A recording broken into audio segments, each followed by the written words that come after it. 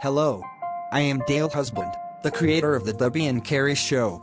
This show and associated works now have almost 500 episodes of content, and they are represented in 14 seasons of the Debbie and Carrie Show itself and one season of its spin-off, the Hudson Family Show. So I have decided to create a new series of documentary episodes giving summaries of each season for the benefit of viewers who may not have seen the earlier episodes and do not have time to see them all. So here we go. The Debbie and Carrie Show was launched in the spring of 2021 soon after Dale Husband discovered Plotagon Studio. He wanted to use it to promote his own views on religion, politics and ethical matters. There are 5 central characters of the show. From left to right, they are Debbie Smith, her best friend Carrie Sims, Debbie's mother Sandy Smith, Carrie's birth mother Jessica Sims, and Jessica's wife and Carrie's co-mother Lucy Sims. All 5 are atheists, and 4 of the 5 are LGBT, and for those reasons, they stick out like sore thumbs in the conservative, Christian-dominated town in East Texas they live in. Debbie and Sandy came from Tulsa, Oklahoma, while the Sims came from Boston. The story officially begins in February of 2021 when Debbie tells her mother about one of her teachers mistreating Carrie by ripping up a pic Carrie had drawn of herself and her 2 mothers, declaring that lesbians are sinners and cannot make a real family. Sandy says the Sims are being discriminated against and offers to represent them in court. Debbie then meets with Carrie to discuss the situation. Carrie has already decided she wants to quit the school. For Jessica, a lawsuit against the school is not enough. She wants to form her own community to support Debbie and Carrie's efforts to resist the bigotry that dominates the town, so she proposes that they help form a Unitarian Universalist fellowship. Carla Jenkins, the English teacher that caused all the trouble for Carrie, then goes after Debbie after learning of the lawsuit filed by Sandy against the school. Miss Jenkins threatens to expel Debbie too. But Sandy herself goes to confront Miss Jenkins directly and then completely shocks the teacher by quoting directly from the Bible, showing that Miss Jenkins' religious views were not based on truth or justice at all, but ignorance. And the teacher is made to apologize.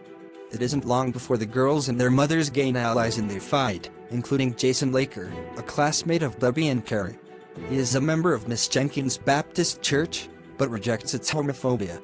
Jason is a special guest at the first meeting of the Unitarian Universalist Fellowship at the Sims' home, and also showing up to it is Miss Jenkins, who says she will no longer discriminate against Debbie and Carrie if the lawsuit against the school is dropped and Carrie returns to the school. Jessica agrees to the deal. In April of 2021, Lucy has an argument over the phone with her mother, who is a Jehovah's Witness and scorns Lucy for leaving her cult and also being lesbian, but what really upsets Lucy is her mother's rejection of Carrie. A week later, Lucy's sister Victoria, who is still loyal to both their mother and the cult, arrives to shove the knife into Lucy by telling her that their mother is dying of cancer. Lucy is desperate to reconcile with her mother, so she and Carrie drive all the way from Texas to Los Angeles to visit Lucy's mother at the hospital. But Lucy and Carrie are rejected again even after arriving at the hospital, and Victoria finally makes them go home. But not before Lucy and Carrie meet Scott, Victoria's son, for the first time. He is just as brainwashed as his mother. Or is he? In the summer of 2021, the Sims and the Smiths discuss where to go for a vacation together, and agreed to go to Tulsa. Tulsa is the city where Debbie and her brother James were both born.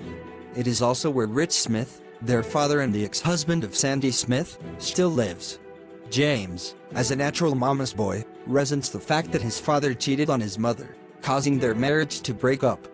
Debbie's parents come together to celebrate Debbie's 14th birthday. Wanting to prove he is a better man now than when he was married to Sandy, Rich offers to introduce her to his fiancée. The woman, Mary, is only half Rich's age, but already has 5 children from a previous marriage, and is pregnant with her 6th by Rich. Tragically, Rich never got the happy family life he wanted. Instead, he, Mary and all 5 of her children were exterminated in a mass shooting caused by Mary's vengeful ex-husband.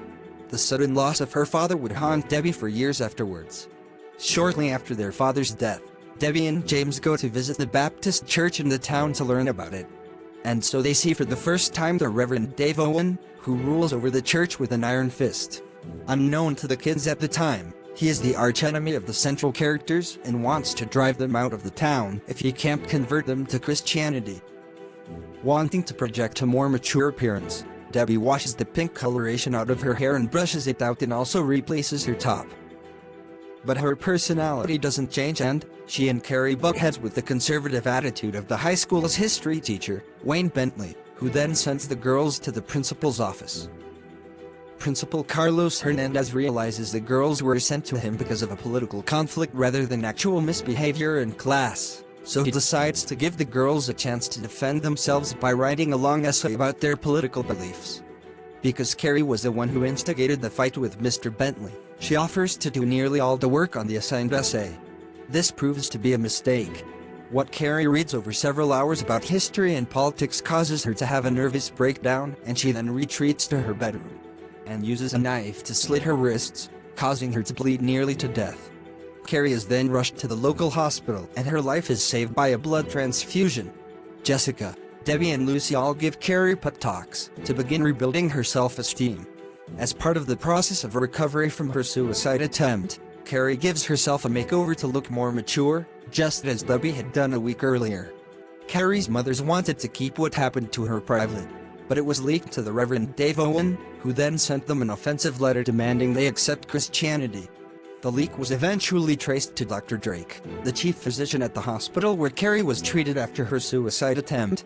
Drake, also a member of the town's Baptist church, was shocked that Reverend Owen had used the knowledge of what happened to Carrie to personally attack the Sims, and he apologized for the blunder. The town's Unitarian Universalist Fellowship later gained several new members, including Jason Laker and Tara Conlon. Tara lives in a different town and is an ex-Catholic. Sandy then learns that because her ex-husband Rich never replaced his will after he and Sandy divorced, she is legally entitled to his entire estate, totaling in value over $20 million. Those properties include a nightclub managed by Jack Watson. Jack doesn't have the money to buy the club and other properties from Sandy, but he refers her to Steve Miller, who does buy those properties and thus becomes Jack's new boss. Sandy then uses the money she got from selling Rich's properties to buy a vacant building that used to be a restaurant. Then she, Jessica and Lucy reopen the place as a new restaurant called the Tuscany Tavern. The first customer that comes to the restaurant is Wayne Bentley, and the first additional employee they hire is Wayne's mother, Susan Bentley, who later becomes the Tuscany Tavern's chief cook. Carla Jenkins has been fired from her school after being accused of misconduct. In desperation, she goes to the Tuscany Tavern and asks Sandy and Jessica to hire her to be a waitress. Despite their past history with her, they do so. Meanwhile, the relationship between Debbie and Carrie has taken a dramatic turn, with them now lovers instead of merely friends. This will have profound results for both of them.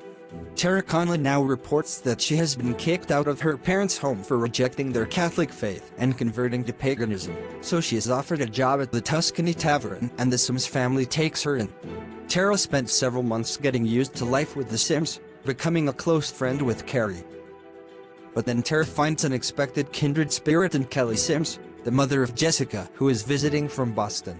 After learning they are both ex-Catholics and freethinkers, Tara leaves Texas with Kelly Sims and begins working at Mrs. Sims' cat shelter. Meanwhile, Mr. Hernandez visits the Tuscany Tavern and Sandy Smith convinces him to rehire Carla Jenkins to be a teacher at the school again, because Jenkins is a better teacher than she is a waitress. Mr. Hernandez agrees to this. Reverend Dave Owen tries to disrupt the business of the Tuscany Tavern by staging a protest in front of the restaurant, only to get himself arrested and jailed. He had planned for this to make it look like he was being persecuted. But what really defeats him in the end is that Sandy Smith, the owner of the very restaurant he attacked, bails him out, thus proving she is far more forgiving and tolerant than he is. Once word gets out about how the stunt he pulled backfired so badly, Reverend Owen is fired by his own church. The following month, the central characters are all invited to visit the Baptist church, where they give detailed explanations of their knowledge of the Bible to explain why they are atheists and supportive of LGBT rights, and reject the idea of the Bible as a credible source of divine knowledge. The reception they get amazes even them. The congregation votes to actually leave the Southern Baptist Convention and instead join the Unitarian Universalist Association. This move is spearheaded by Dr. Drake and Carla Jenkins, wanting to atone for their previous mistakes in how they had treated the central characters. But the persecution of the central characters doesn't end.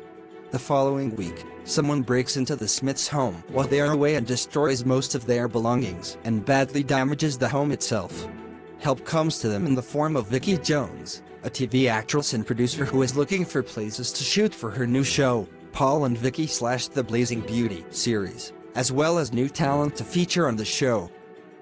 After hearing about what happened to the Smiths' home, Vicky Jones offers to have Debbie and Carrie appear as guest stars in her show and to pay them $10,000 each for their appearance, more than enough to repair the damage and replace the broken items in the home. Debbie and Carrie accept this proposal, and so, despite having no acting experience, they make their debut on national television in an episode also starring Vicky Jones titled Tolerance, once again demonstrating their ability to rise above the persecution of their enemies. Their friendship with Mrs. Jones would prove highly productive over the years. And that completes the summary of Season 1 of the Debbie and Carrie Show.